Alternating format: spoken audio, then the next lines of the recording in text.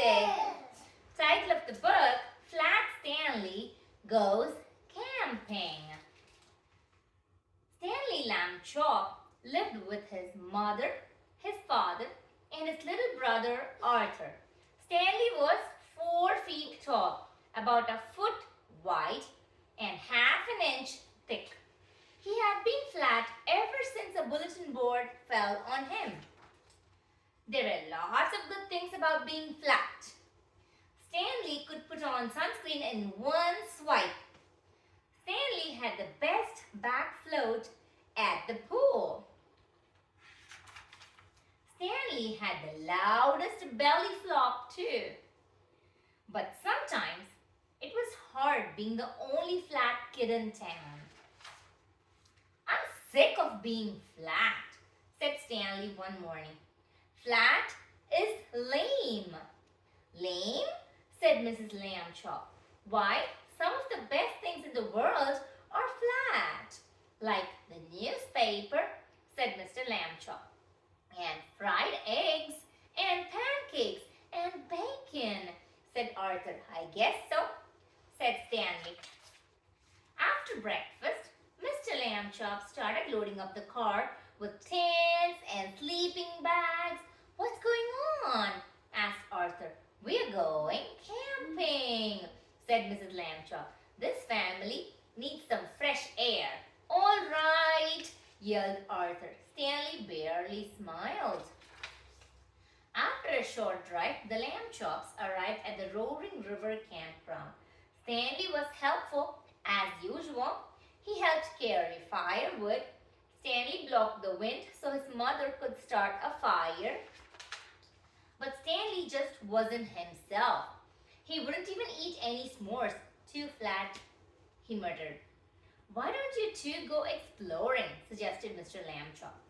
Good idea, said Mrs. Lamb Chop. Just don't get lost or fall off a cliff or touch any poison ivy. Have fun, dears. Stanley and Arthur set out. Hey, animal tracks, said Arthur. Let's follow them.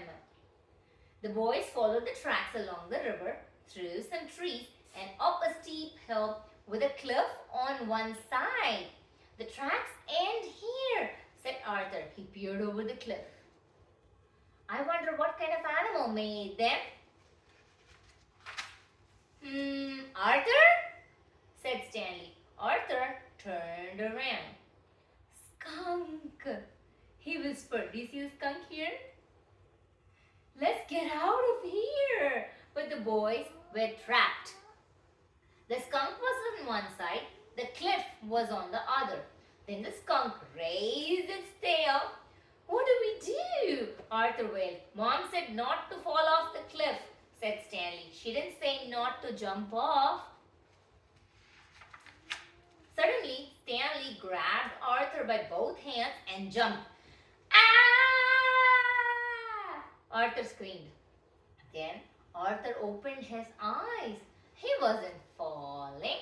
He was sailing. About him, Stanley's body made the perfect parachute. The boys landed with a gentle plop. That was awesome, said Arthur. Thanks, said Stanley. Now, where are we? Arthur and Stanley looked around. All they saw were trees. We are lost, said Arthur. And it's getting dark. Then Stanley spotted something. There's the river, he said. Our campground is on the river. See the river? The boys ran to the water's edge. About a mile downstream were 2 cozy lamb chop tents. Do you see the tent here? What can we do? It will be dark before we can walk that far, said Arthur. I know, said Stanley. Stanley got a running start and belly flopped into the river. You see? Splash! Then he flipped over onto his back. Climb on! Woohoo! Cried Arthur. I always wanted to go rafting. Arthur and Stanley made it back to the camp. Drippy, but safe.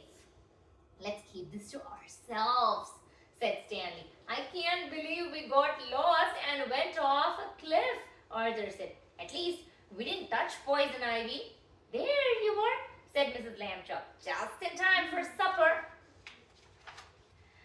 That night, Arthur whispered to Stanley from his sleeping bag, "You know, if you went flat, you couldn't have saved us today." Stanley smiled.